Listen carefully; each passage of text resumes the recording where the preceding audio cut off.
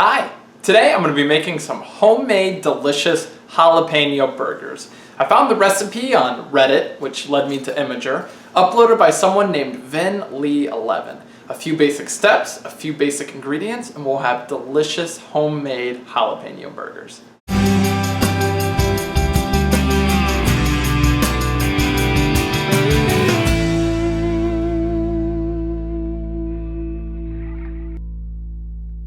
Now you need 8 ounces of warm water, and anytime you're making bread or buns or anything that's bread, warm water is 110 degrees Fahrenheit. Then you need 2 ounces, which is 1/4 a cup, of warm whole milk. Same deal, 110 degrees. Mix those in. Then you need 2 tablespoons of sugar, which is 1 ounce.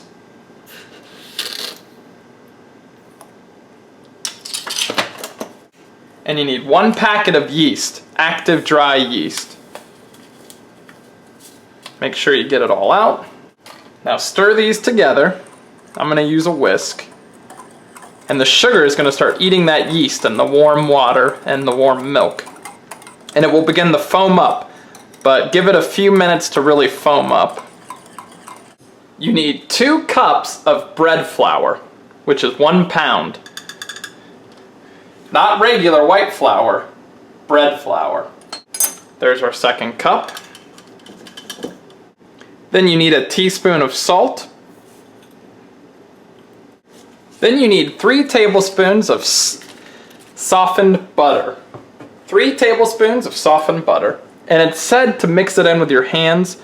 I'm just going to use a fork to kind of cut it in like you would with a dough blender, a pastry cutter.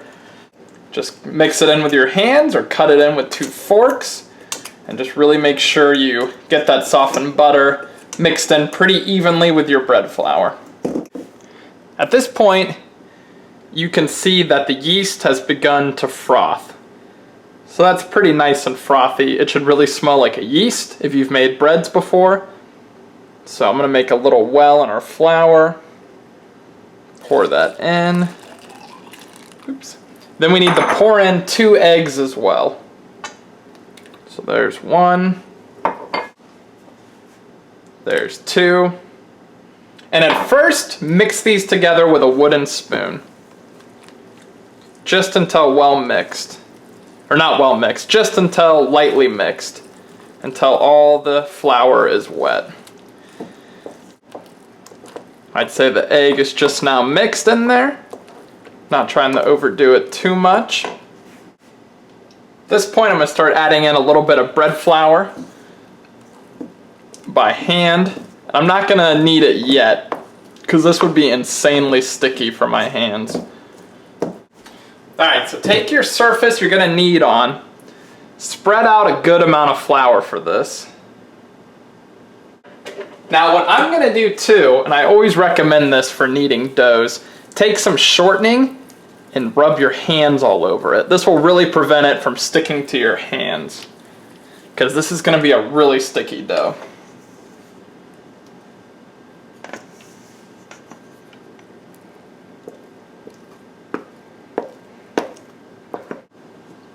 I'm going to put a little flour on top and then really just start kneading it. Very carefully though, because it's going to be so sticky at first, even as you get more and more flour onto it. That's why it's good to put some shortening on your hands first. Again, put bread flour on it. I think it's supposed to be a pretty sticky dough, relatively speaking. Even though this technically is bread flour, we're not making a loaf of bread. There we go. Okay, see, it's starting to absorb a lot better now. Okay, once you're to this point, knead it for 10 minutes, slowly absorbing the rest of your bread flour. Alright, I've kneaded this dough for about 10 minutes, continuously adding bread flour, because it does soak a lot up as you go. And it should be a little sticky after the 10 minutes, but not very much. So now what we need to do is get a large bowl, put a little bit of vegetable oil in it, maybe a tablespoon's worth. This part's not an exact science. Put your dough in it.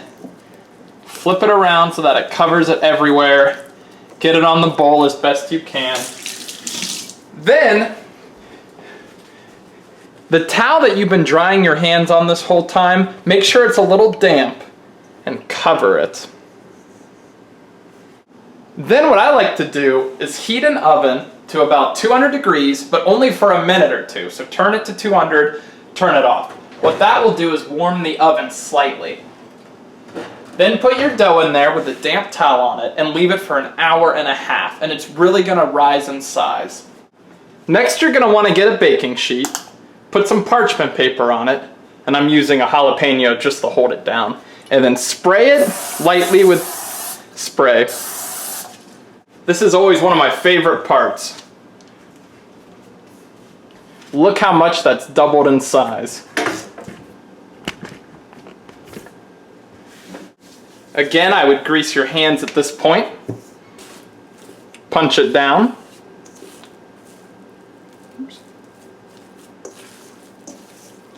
And then you're going to want to form it into balls. These are going to become your buns. Think about maybe the size of a small patty, and then let that grow. Shape them gently. Put them down. Kind of roll it so the dough all comes together.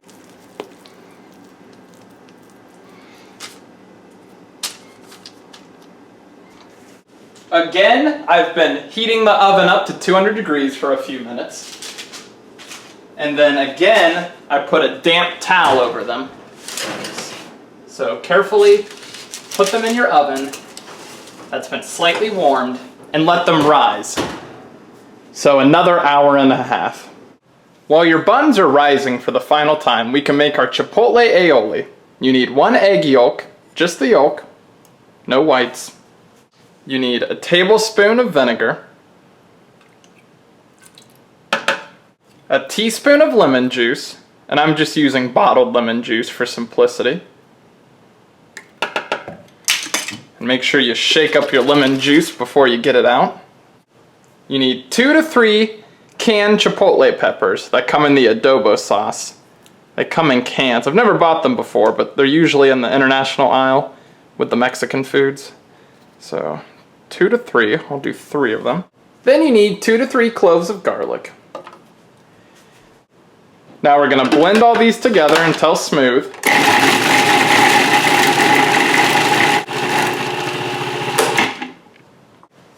Then you need a cup of vegetable oil and put it in a little at a time.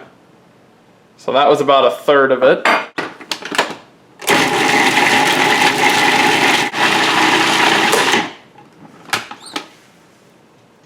Okay. Try a little bit of it. That's good. That is the perfect amount of kick for me.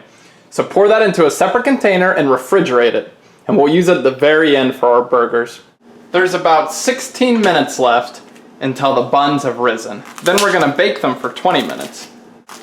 But at this point, if you wanna get out your beef, your ground beef, and form your patties, you can. That's what I'm gonna do. Now it can vary depending on how big you want your burger. It can be anywhere between 4 to 8 ounces. That's a 1/4 pounder to a 1/2 pounder. If you want to get really crazy, you can make a 1 pound burger. So 1/4 pounder is pretty typical size. I got 1 pound. So I'm gonna make 3 and each one's gonna be about 5 ounces. Make sure you hit the sides too. So kind of flatten them a little bit and then just make sure the sides are nice and smooth. This will help them stay together. While they're resting, you can also salt them. So lightly sprinkle some garlic salt on them from above. Or whatever salt you prefer. You can just use regular salt too. So at this point, begin to add some of your bacon strips. I'm just gonna do 4 at a time. Make sure you spread them out evenly. And they'll begin to fry in their own fat. So it's really nice. And for amazing flavor, you can sprinkle some brown sugar on them.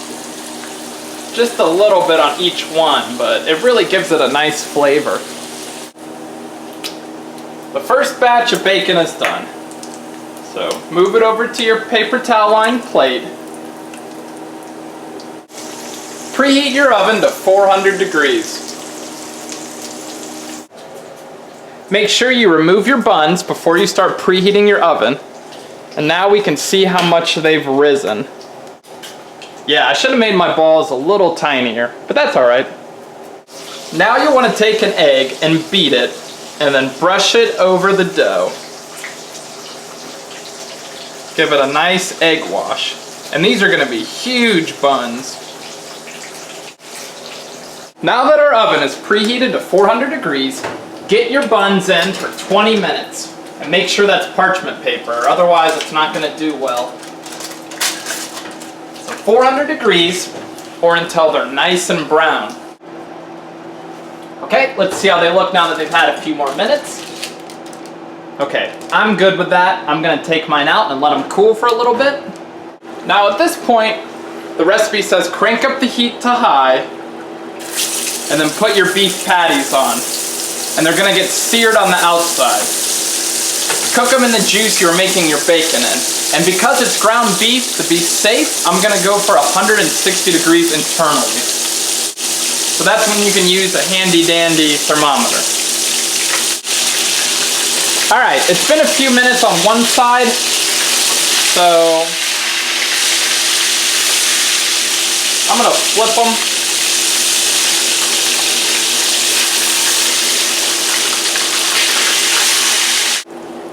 After you've cooked your burgers, lightly put your buns down that you're going to use and toast them as well. Let them soak it up as well. Not for very long. Now that your buns are done, take them out. And then we're going to top them with our aioli we made in a minute.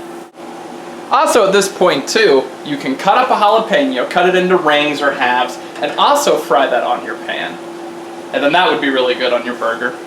At this point, take your bun, spread a little bit of your aioli on it, as much or as little as you like. Get one of your patties, and I should have put cheese on them as I was making them. So that's a mistake I made. But while you're pan frying them, put some pepper jack cheese on them. Then of course, your 2 pieces of bacon, and then at this point, your jalapeno if you have it.